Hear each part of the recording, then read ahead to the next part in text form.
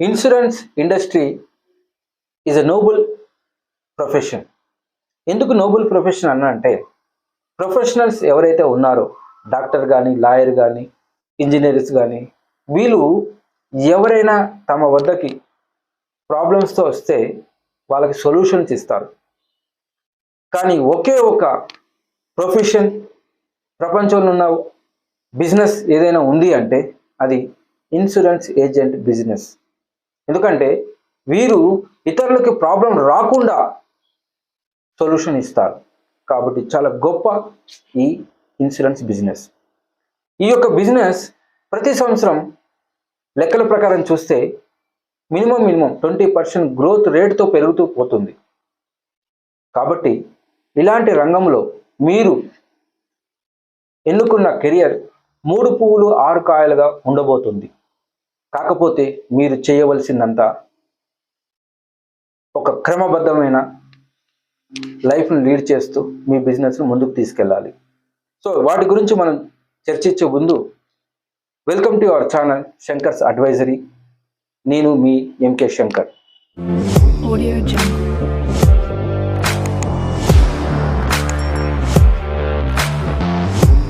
మనము చిన్నప్పుడు స్కూల్లో ఏబిసిడీలు ఇలా జెడ్ వరకు నేర్చుకున్నాం. ఇవే ఏబిసిడీలు ఇన్సూరెన్స్లో కూడా ఏ విధంగా వాడుకోవాలో ఇప్పుడు నేను మీకు చెప్పబోతున్నాను. ఏ అంటే అట్రాక్షన్ మరియు అటెన్షన్. దీనిని మీరు ఏం చేయాలంటే మీరు క్లయింట్కి చెప్పేటప్పుడు పాలసీలు కానీ వీటి మీద అట్రాక్షన్ కలిగించాలి. తర్వాత బి బాండింగ్ అండ్ బ్రాండింగ్. మీరు క్లయింట్తో ఒక సంబంధాన్ని ఏర్పరచుకొని ఆ సంబంధాన్ని ఏర్పరచుకున్న క్రమంలో మీరు ఒక బ్రాండ్గా తయారు కావాలి. సి అంటే క్యారెక్టర్. తర్వాత కెరియర్. సో మీ క్యారెక్టర్ ఒక మంచి క్యారెక్టర్గా ఉండాలి. ఇదే బిజినెస్లో ఒక కెరియర్ గ్రోత్లా మీరు ముందుకు వెళ్ళాలి. డి అంటే డైరెక్షన్. దీన్ని మనం చెప్పాలంటే డైరెక్షన్ టువర్డ్స్ కెరియర్ సక్సెస్. ఒకటే ఫోకస్ మీద నువ్వు ముందుకు వెళ్ళాలి. తర్వాత ఈ అంటే ఎక్స్పర్ట్ అండ్ ఇవాల్యుయేషన్. నువ్వు క్లయింట్కి ఒక ఎక్స్పర్ట్ లాగా సొల్యూషన్ ఇవ్వాలి. ఆ సొల్యూషన్ ఇచ్చే క్రమంలో నిన్ను నువ్వు ఇంకా గ్రోత్ చేసుకుంటూ పోవాలి, పరిమాణ క్రమం లాగా పెంచుకుంటూ పోవాలి. తర్వాత ఎఫ్ అంటే ఫోకస్ అండ్ ఫాలో. నువ్వు నీ యొక్క ఇన్సూరెన్స్ బిజినెస్ని ఫోకస్గా రోజు స్టెప్ బై స్టెప్ ఫాలో అవుతూ ముందుకెళ్తూ నీ యొక్క క్లయింట్తో నువ్వు ఫాలో అప్లో ఉండాలి. తర్వాత ఈ అంటే గోల్ అండ్ గెయిన్. నీ యొక్క గోల్ ఏదైతే ఉందో short term goal, long term goal, అది క్రియేట్ చేసుకుంటూ ఈ ఇన్సూరెన్స్ అనే ఆటని చాలా బాగా నువ్వు ఆడాలి. ఈ ఆట ఎలా ఆడాలి అనేది మా నెక్స్ట్ వీడియోలో చూస్తే మీకు చెప్తాం. తర్వాత హెచ్ హానెస్ట్ అండ్ హెల్ప్. నీవు నిజాయితీగా నీ బిజినెస్ చేస్తూ ఉన్నట్టుగా చెబుతూ ఇతరుల కోసం హెల్ప్ చేస్తున్నట్టుగాని నువ్వు బిజినెస్ చేస్తే నువ్వు చాలా ముందుకు వెళ్తావు. తర్వాత ఐ అంటే income tax.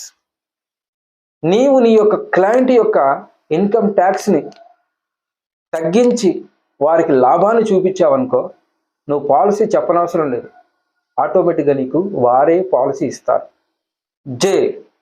Journey is not a destination. ఈ యొక్క ఇన్సూరెన్స్ ఒక సంవత్సరంతో ఆగిపోదండి.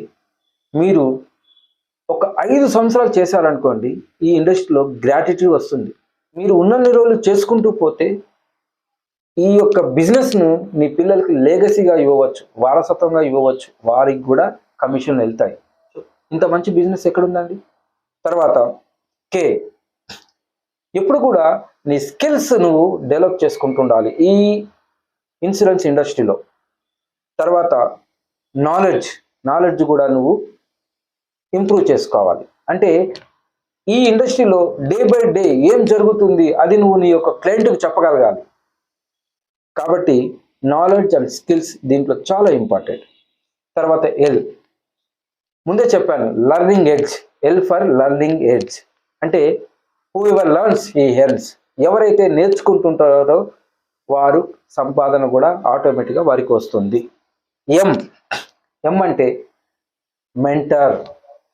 ఈ యొక్క ఇండస్ట్రీలో నీకు కంపల్సరీగా ఒక మెంటర్ ఉండాలి. మెంటర్ లేకపోతే నువ్వు మెంటర్ లేకపోయి ఈజీగా నీకు ఈ బిజినెస్ ఎలా చేయాలో తెలియదు.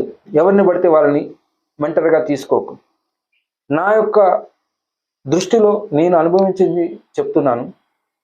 కరెక్ట్గా ఎండిఆర్టీ అయ్యి ఒక మంచి పొజిషన్ ఉన్న వ్యక్తి ఇంకొకరిని ఎంకరేజ్ చేయరు ఈ ఇండస్ట్రీలో.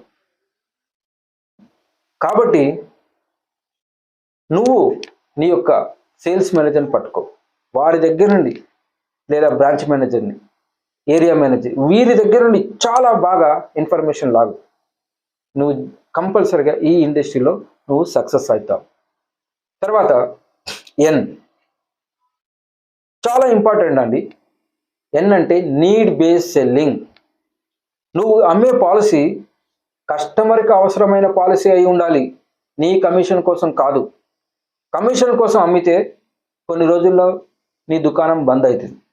కస్టమర్ కోసం నువ్వు అమ్మితే నువ్వు వద్దన్నా నీకు బిజినెస్ వస్తూనే ఉంటుంది.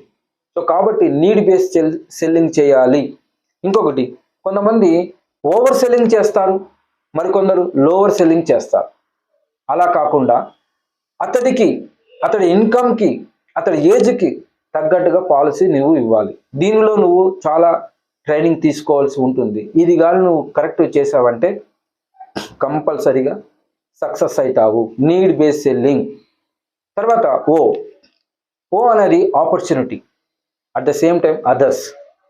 నీకు ఒక దేవుడిచ్చిన ఒక ఆపర్చునిటీ, ఈ యొక్క ఆపర్చునిటీ నువ్వు కరెక్ట్గా వాడుకొని నువ్వు కొంతమందికి సహాయం కూడా చేయగలవు. అట్ ద సేమ్ టైం నేను అదర్స్ అన్నాను. అదర్స్ అంటే రెఫరెన్సెస్, క్లయింట్, దాని తర్వాత ఇన్ఫ్లుయెన్సర్స్. వీరిని చాలా బాగా నువ్వు కాపాడుకోగలగాలి. ఈ బిజినెస్లో నీకు రిఫరెన్స్ అనేది చాలా త్వరగా క్లోజ్ అవుతుంది. ఇన్ఫ్లుయెన్సర్స్ ఉంటారు, లైక్ సిఏ, ట్యాక్స్ కన్సల్టెంట్, తర్వాత బ్యాంక్ మేనేజర్స్, ఎగ్జిక్యూటివ్స్, ఇలాంటి వాళ్ళని నువ్వు వాడుకోవడం చేయాలి. తర్వాత సి, క్లయింట్, వారి దగ్గర నుండి కాంటాక్ట్స్, కూడా నువ్వు తీసుకోగలగాలి. ఎంత కాంటాక్ట్స్ ఉంటే అంత బిజినెస్ చేయగలవు, ఎంత బిజినెస్ చేస్తే అంత కమిషన్ వస్తుంది. అర్థమైంది కదా. నెక్స్ట్ పి, పి అంటే ప్రాస్పెక్టింగ్. హూ ఎవర్ ప్రాస్పెక్టింగ్ కరెక్ట్గా చేస్తారో వారి బిజినెస్ ప్రాస్పరస్గా ఉంటుంది. ప్రాస్పెక్టింగ్ అంటే నథింగ్, ఎక్కువ మంది దగ్గరికి వెళ్ళి నీ గురించి చెప్పడం, నేను ఇది చేస్తాను. చాలామంది ప్రైమరీ మార్కెట్కి వెళ్తారండి, సెకండరీ మార్కెట్ పట్టించుకోరు. కానీ ప్రైమరీ మార్కెట్ కొన్ని రోజులే ఉంటుంది, సెకండరీ మార్కెట్ నీకు చాలా రోజుల వరకు ఉంటుంది. వీటి గురించి నువ్వు తెలుసుకోగలగాలి. Prospecting is the key success in insurance company.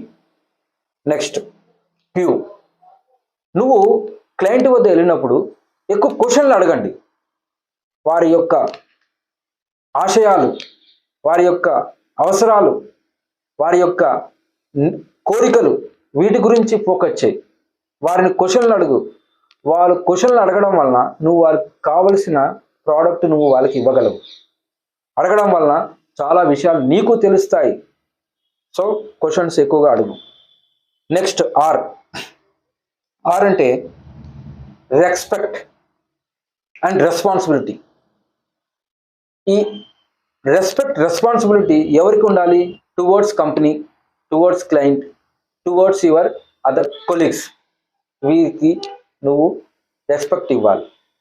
నువ్వు రెస్పెక్ట్ ఇస్తే వేరే వాళ్ళు రెస్పెక్ట్ ఇస్తారు. కాబట్టి నువ్వు ప్రతిరోజు అందరితో మంచిగా ఉండడం అనేది చాలా ఇంపార్టెంట్ ఈ బిజినెస్లో. ఎందుకంటే నీ బిజినెస్ నీకు ఎప్పుడు ఎలా వస్తుందో చెప్పలేవు. కొంతమంది ఈ బిజినెస్లో చాలా బాగా సక్సెస్ అవుతారు ఏమి తెలియకపోయినా, ఎందుకంటే వారు ఆ బిజినెస్లో చాలా రోజులుగా ఉండడం వల్ల వాళ్ళు సక్సెస్ అయ్యారు. సో కాబట్టి రెస్పెక్ట్ అదర్స్. తర్వాత ఎస్, సిన్సియారిటీ అండ్ స్ట్రెంగ్త్స్. నువ్వు ఈ బిజినెస్లో గొప్పవాడిగా కావాలి, ఎక్కువ కమిషన్లు సంపాదించాలి, నేను చాలామందికి హెల్ప్ చేయాలి అనే యొక్క సిన్సియారిటీగా మీరు పనిచేస్తే ఆటోమేటిక్గా బిజినెస్ వస్తుంది. ఈ బిజినెస్ చేసే ముందు నీ స్ట్రెంగ్త్ కూడా తెలుసుకో. నీ స్ట్రెంగ్త్ ఎక్కడ ఉంది, ఎలా చెప్పగలవు, నీ దగ్గర ఏముంది అని ఫస్ట్ నువ్వు ఒక స్పాటో అనాలిసిస్ అని ఉంటుంది, దానిని మా వీడియోలో ఆల్రెడీ ఉంది, దానిని ఫాలో అయ్యి నీ strength, weakness, threats and opportunity గురించి తెలుసుకుంటే ఇంకా మంచిగా ఇన్సూరెన్స్ బిజినెస్ నువ్వు చేయగలవు. తర్వాత టీ, టార్గెట్స్ అండ్ టెనసిటీ. ఎవరైతే బ్రాంచ్ మేనేజర్ మాటలు వింటూ వారు చెప్పిన కాంపిటీషన్కు క్వాలిఫై అవుతూ చేస్తారో ఆటోమేటిక్గా వాళ్ళు ఉన్న స్థాయి నుండి ఉన్నత స్థాయికి వెళ్తారు. ఈ బిజినెస్ ఎలాంటిదంటే లాంగ్ టర్మ్లో ఉండాలి. ఎలా అంటే నువ్వు ఫస్ట్ స్టార్టింగ్లో చాలామంది ఏం చేస్తారంటే నేను ఇది చేస్తానని చెప్పి ఒక 3 నెలలు 4 నెలలు చెప్పి తర్వాత గమ్మునైపోతారు. ఉండకూడదు. మార్కెటింగ్లో ఎప్పుడు కూడా నష్టం వచ్చినా లాభం వచ్చినా ఒక దాన్ని పట్టుకొని ఉంటారు చూడండి, వాళ్ళు 5 సంవత్సరాలలో అక్కడిక్కడ స్కిప్ చేసిన వాళ్ళకన్నా ఈ 5 సంవత్సరాలు పట్టుకున్న వ్యక్తి ఒక రేంజ్లో ఉంటాడు. చాలామంది జీవితాలు మీరు చూడండి, నేను చూశాను కాబట్టి చెప్తున్నాను, లాంగ్ టర్మ్ బిజినెస్ చేసేవారి దీంట్లో ఎక్కువగా సక్సెస్ అవుతారు. తర్వాత you understand the client, understand the policies, understand the company, understand your strengths. ఎప్పుడు ఆలోచిస్తూ ఉండు, తెలుసుకుంటూ ఉండు, ఇవి నేను ఇంకా ముందుకు తీసుకెళ్తాయి. తర్వాత visualise the vision or mission or goals. అంటే నువ్వు ఏదైతే చేయాలనుకుంటున్నావో, ఫర్ ఎగ్జాంపుల్ ఇన్సూరెన్స్లో ఎండిఆర్టీ, టీఓటీ, సిఓటీ అనేవి హైయెస్ట్ అవార్డ్స్. ఆ దాంట్లో గురించి నువ్వు ఎప్పుడు ఆలోచించు. వాటిని ఎండిఆర్టీ అయినట్టుగా కళ్ళగను, ఎండిఆర్టీ చేసినట్టుగా నువ్వు ఫారిన్ కంట్రీస్కి వెళ్ళినట్టుగా విజువలైజ్ చేయి, ఊహించు, చెయ్యి. ఆటోమేటిక్గా ఏదో ఒక రోజులో నువ్వు సక్సెస్ అవుతావు. ఈ యొక్క ఇండస్ట్రీ విజువలైజ్ చే అవసరం ఉంది. తర్వాత విజిడమ్ అండ్ వీక్నెస్. నేను చెప్పాను, నాలెడ్జ్ ఎక్కడైతే అవసరం వస్తుందో నీ యొక్క విజ్ఞానం కూడా ఇక్కడ చాలా చాలా చాలా అవసరం. ప్రతిరోజు అప్డేట్ అవుతూ ఉండాలి. నీ యొక్క వీక్నెసెస్ ఏవైతే ఉన్నాయో వాటిని నువ్వు త్వరలో నెగిటివ్ చేసేసుకో, అంటే వాటి నుండి ఓవర్కమ్ కా. చివరిగా XYZ. ఈ మూడింటికి నా దగ్గర అయితే ఆన్సర్ లేవు ప్రస్తుతానికి. ఇక్కడితో నేను ఆఫ్ చేస్తున్నాను. నేను ఇప్పుడు మీకు చెప్పినవన్నీ ఒక్కసారి మళ్ళీ వల్లి వేయండి. ABC గురించి మళ్ళీ చూడండి. ఇక్కడ చెప్పినవన్నీ పాటిస్తే మీకు చాలా లాభం. నేను ఇన్ని చెప్పినా కూడా దీనిని సింపుల్గా చెప్తానండి. సింపుల్గా ఏంటంటే prospecting, need base selling, follow up. నేను ఇప్పుడు వరకు చెప్పినవన్నీ ఈ మూడింటి బేస్ చేసుకొని ఉన్నాయి. ఒకటి prospecting, need base selling, follow up. ఈ మూడింటిని ఫాలో కండి. ఈ మూడింటిని మీరు ఫాలో కండి. చివరిగా నేను 2 చేస్తాను. అది ఏంటంటే అతి. ఎవరైతే అడుగుతారో, ఎవరైతే తిరుగుతారో వాళ్ళు ఈ బిజినెస్లో సూపర్గా చేయగలరు. ఫస్ట్ అడగడం నేర్చుకోండి, తిరగడం నేర్చుకోండి. చివరిగా స్టీఫెన్ కోవే అనే ఒక రచయిత అంటారు, గమ్యాన్ని మనసులో ఉంచుకొని పని ప్రారంభించండి, మీరు విజేతలు అవుతారు. మా యొక్క ఈ ప్రయత్నం మీకు నచ్చినట్లయితే మా యొక్క ఛానల్ని సబ్స్క్రైబ్ చేయండి, ఈ వీడియోని లైక్ చేయండి, మీ ఫ్రెండ్స్కి షేర్ చేయండి. ఏమైనా కామెంట్ ఉంటే కామెంట్ చేయండి. వ్యక్తిగత అభివృద్ధి దేశాభివృద్ధి.